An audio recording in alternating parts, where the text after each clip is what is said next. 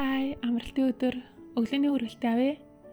Өнөөдөр ихч маань Монгол руугаа буцаж байгаа. Уг нь хэд хоног хандаа сайхан л байлаа. Би энэ холимог овёос хар будаа энтрийг ихчтэй өгч явуулах юм. Ихч маань ээжид хүргээд өгнө. Ээж нөгөө сар гарын өмнө Бээжинд байхдаа энэ хар будаа холимог овёос энтерт амар туртай болсон байхгүй юу? Тэгэд өгч явуулж байгаа юм. Ихч маань өнөө орой 5 цаг өнгөрөөгөөд Бээжингээс ирэн явдаг автобусаар ирэн орох юм. Тэгээд тэр чим оройдоо яваа. Тэгээд маргааш өглөө үүрээр ирэнд очив штэ.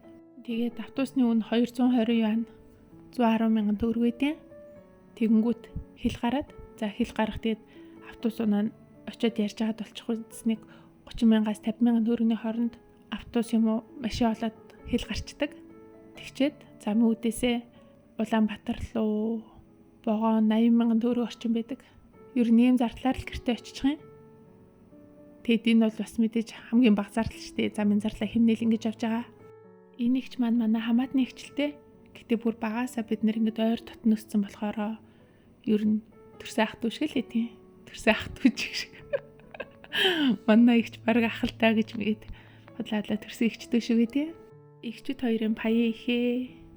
За би нэг топ 3 хөгжилтэй онгоноос нь яри за. Йоо. За онгоо номер 1. Миний яг өсвөр үе тохиолдчихсан явдал за. Яг ингээд өсвөр насны үед ангийн охтууд бүгдэрэн гэх ингээд мем ургаад тэгээд тэгсэн чи би уг нь өндөр биетэй юм том биетэй охин байгаад тэгсэн чи миний мөм ерөөсө урахгүйсэн байхгүй юу. Тэгэд мөм нь урах цогтож ч одоо ингээд цээжвчнээсээ салаад левчиг зөдөг болж эхлэх байгаа шүү дээ. Тэгсэн чи би болохоор юм мөмгөм чээж надад левчиг авч өгөхгүйсэн байхгүй юу. Тэгээд би левчиг зөөж өсөх юмсан гэд амар их боддог байсан. Тэгсэн чи манай энэ хамаатны ихч нэг манад ирж хонох болдог байхгүй юу. Тэгсэн чи би унтсныхан дараа левчиг нь үтсэн чи амар юм зузаан хатуулгатай левчиг заа. Ихч манаас жижиг мөмтэйс юм аашаа хөрхий. Тэгсэн чи би ингээд зүгөөд үтсэн чи амар юм гоё мөмтэй охин шиг харагдаад байсан байхгүй юу. Тэнгүүд нь би маргааш өглөө ихчид хэлэхгүй өөр унтж яхад нь левчгийн зүгөө явцсан. Тэгэл хичээл ороод дөнгөж ихний цаг орж исэн чинь манай ихч ангийн хаалга тогшоод багшаад үтгэн уулзаадахыг төхүүгээ тэгж гин.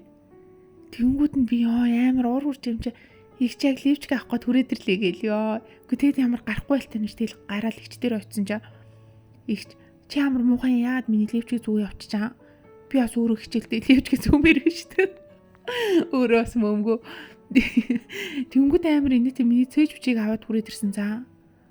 Тэгэд бит хоёр 0-д ороод би левчгийн тайлж өгөөд өөрхөн цээж бичиг зүгээд тэгээ уур хурж юм чинь левчгийн шидэж мэдээд за тэгээд би ангидаа орох гэсэн чинь бүр хичээд за ангиас амарлаг мөмтэй охин гарангууд орж ирэхдээ мөмгөө болоод орчвол яах юм юу. Гэтэ ямар ч гэсэн тэгээ орж исэн заа юу. Тэгээ тэрнээс хойш ихчтэйг нэг хэд хоног дуураагүй муухай харьцаад. Гэтэ тэгээ яаж яхад ихч маань хүрхий ганцхан левчгтэй заа. Тэгээ тэрийг яаж чад би зүгөө явцсан чи эргэж ирж авч ин тэр ёо. За онгоо номер 2. За энийг одоо ихч маань мэддэм болов мэддэггүй болов ямар ч гэсэн юм болж исэн за. Ер нь баг байхаас эхлээл тэгэл аав хоёр тусдаа тийм болохоор ээж ажил ихтэй болохоор тэгэл ихч маань биднийг харах гал эртэг өсөн байхгүй юу. Гэтэ угаасаа ихч ингээр манай гэр хоёрны хол бишээ. Их хөвчлээ алхаал хүрээд ирдэг гэсэн. Аль эсвэл нэг автобусанд ганц нэг бодол болохоор чимхүүлээл. Буугаад ирдэг гэсэн. Тийм болохоор ихч маань ер нь 10 жилийн охин байхаас эхлээл оюутан байх үедээ ер нь ингээд өөрийнхөө гэр болон манай гэрийн хооронд ингээд амьдардаг. Тэгэд ихчээ хараас ингээд хөвгүүд амирх гүдэн байсан байхгүй юу. Ихч амир хөргөн байсан ялцчихгүй. Тэгэл өөрийнхөө гэрийн утас бүр цогцоо цагууд дуурж идэг. Ихчтэй хүмүүс уцаар ярих газаа. Тэгээ манай гэр уцаас амир цогцоо цагууд дуурдаг заа. Тэгэл уцаа авахаар ихчтэй чи яарэ гэл амирх дандаа тэгдэг. Баахан хөвгүүд баахан одоо миний хувьд бол ахнар байгаа байхгүй юу. Тэгээд ингээд цогцоо цаг уц дуурайд байдаг болохоор ихч бүр ингээд залхаад гэр уцыг ингээд хөндөй тавьчихдаг. За одоо ингээд ярьдаг хэсгийг яг суурин дээр нь тавилахгүй ингээд өөр газар тавьчихаар тэр чи одоо өөр хүмүүс залгаж болохгүй ингээд яриад байгаа гэсэн үг шүү дээ тий. Ер нь амар итгэждэг үсэн. Тэгэл ээж хаяа гэрлүү залгахаар нөө уц нь холбогдохгүй. Тэгэл бид нар санаа зовоол ингээд орой ирэл ихчиг зэгнэл гэж өгөө. Тэгсэн чинь ингээд нэг удаа ихч өргөн гэрт байх үед нь манай гэр лүү ингээл ах нар залгаал ихчтэй ч яриа гэдээс аахгүй тэнгууд нэг удаа би байна гэд ингээд ярьжсэн за.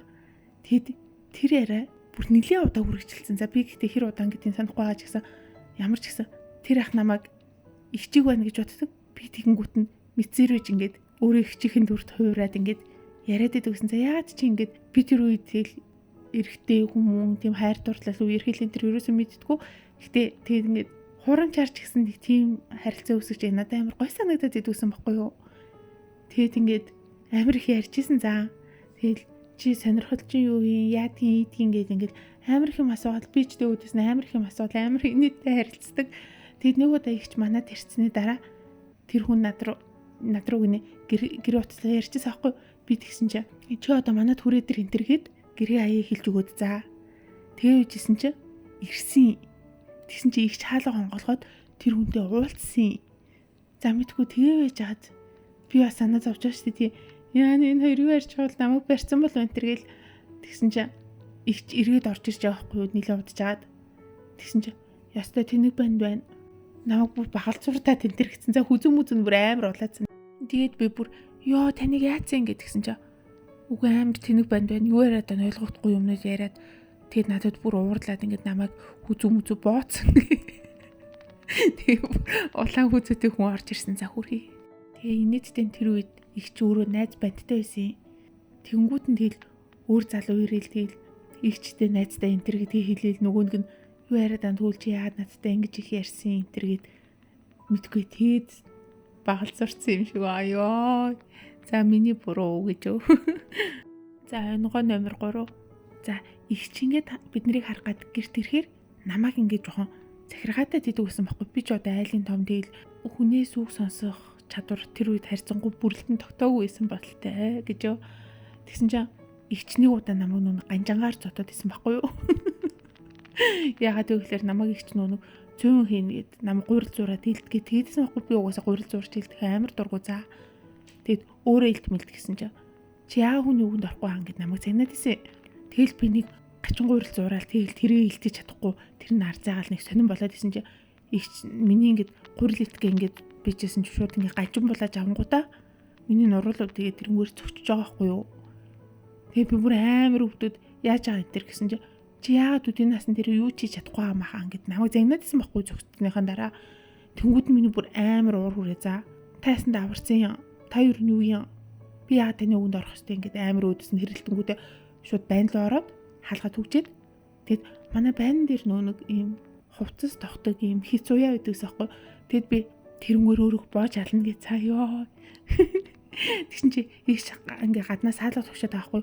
Чи битэд хийхтэй тантэргээд тэгсэн чи би угаасаа энэ уцаар ингээ өөрөө дүүжилж бүхэн энтергээ тэгээд бит хоёр хэрэлдээд ижсэн хаалганы нан цаанаас.